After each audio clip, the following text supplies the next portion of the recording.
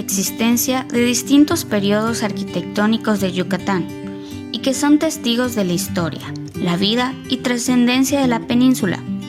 Mi nombre es Andrea Castro y junto a mis compañeros Eric López y Ángel Díaz les platicaremos sobre las circunstancias arquitectónicas en la península de Yucatán en la época postrevolucionaria, que abarca de los años 1910 hasta la década de 1940. Existen obras arquitectónicas que marcaron un espacio en la historia de Yucatán.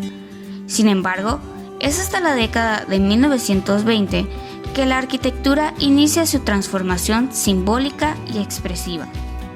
Surgen dos tendencias en la arquitectura.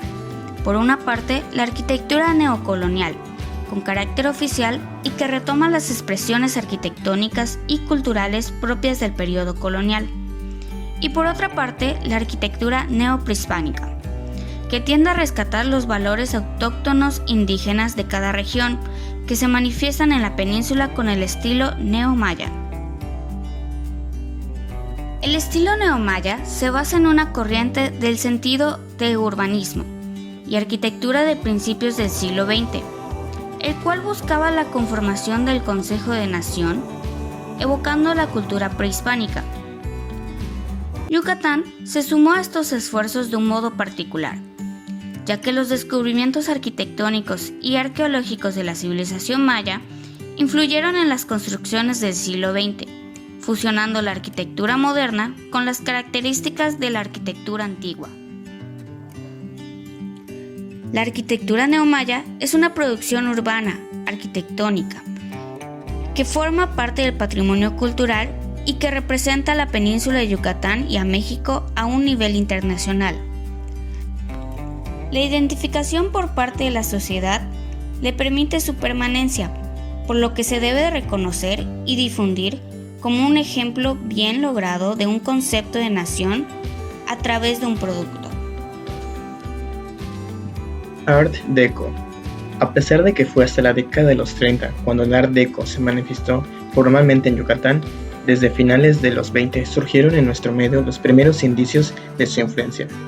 Estas manifestaciones no fueron del todo claras, pues no imitaban o reproducían fielmente ningún código del estilo Deco.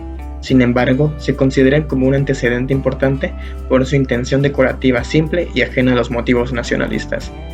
Resulta imposible establecer el hilo conductor desde la aparición de los primeros ejemplos hasta la manifestación plena del Art Deco internacional en Yucatán, pero sí podemos identificar las viviendas del reparto obrero y en algunos casos contemporáneos, la existencia de una intención decorativa mezclada con el estilo neocolonial en las fachadas. El Art Deco en Yucatán convive con otros estilos ciertamente, pero representan toda una corriente en la ciudad. Los edificios representativos son la Nacional, el ex Cantarell, el ex Cine Mérida, el ex Cine Alcázar en La Mejorada, el ex Cine Rex, la Facultad de Medicina, el Hospital Psiquiátrico y el edificio de seguro Liberty.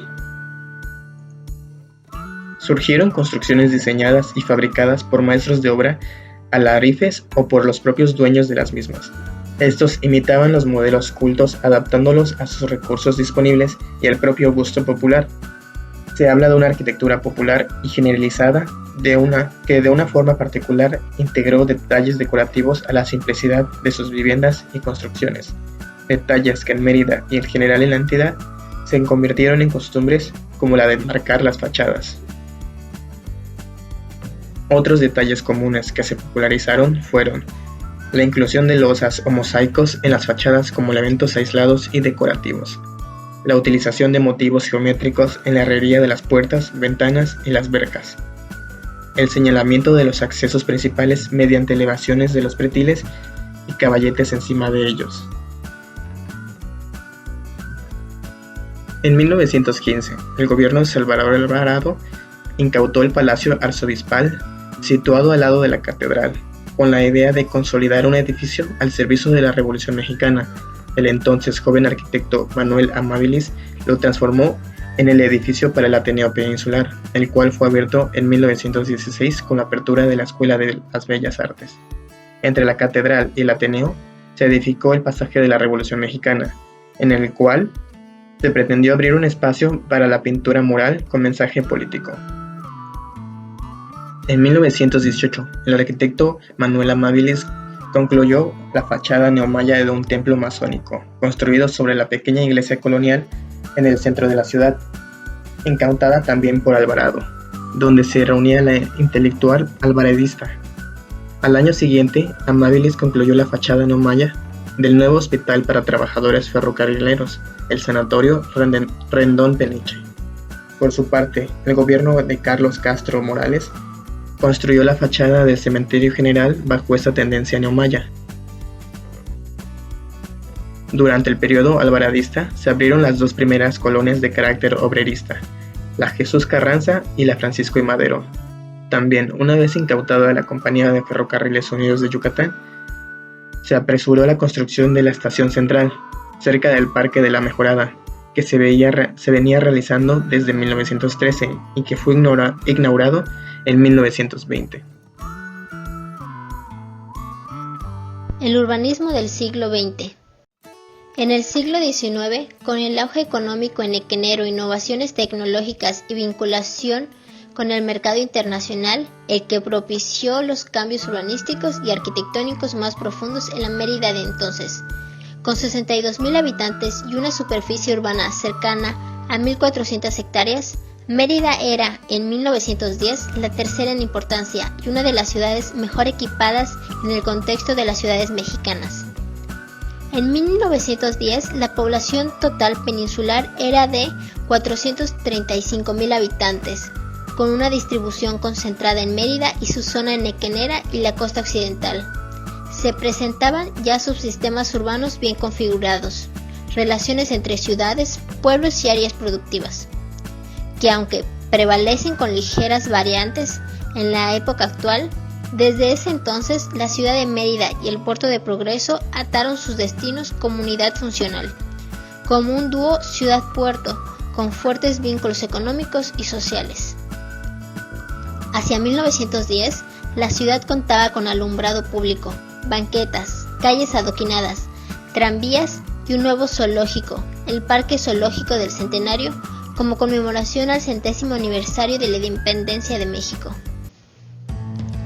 Se inauguró una gran cantidad de espacios de confinamiento totalmente nuevos, amplios y modernos, como asilos, cárceles y manicomios, aunque también otros de recreo y parques, y ayuda y beneficencia social como orfanatos y hospitales públicos y privados.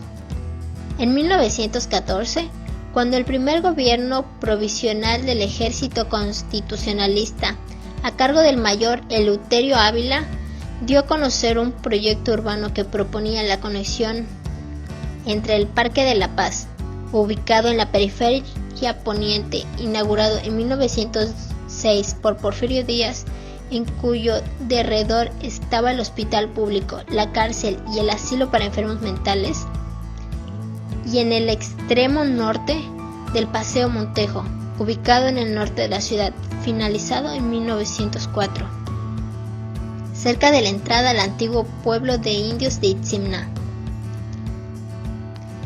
El Ayuntamiento de Mérida de este periodo, a cargo de Manuel Bersunza, abrió en 1923, inspirado en aquel plan urbano de Eleuterio Ávila, la avenida Cupules y la avenida Itzáes, al norte y poniente de la ciudad.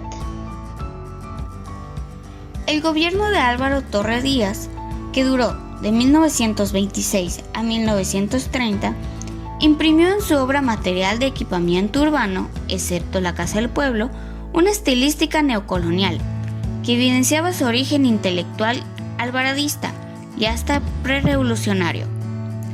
Entre 1927 y 1929 construyó la primera colonia de vivienda en serie, el Reparto Obrero José Dolores Patrón, equipada con escuela y mercado, junto a la avenida Cupules, como respuesta al problema inquilinario.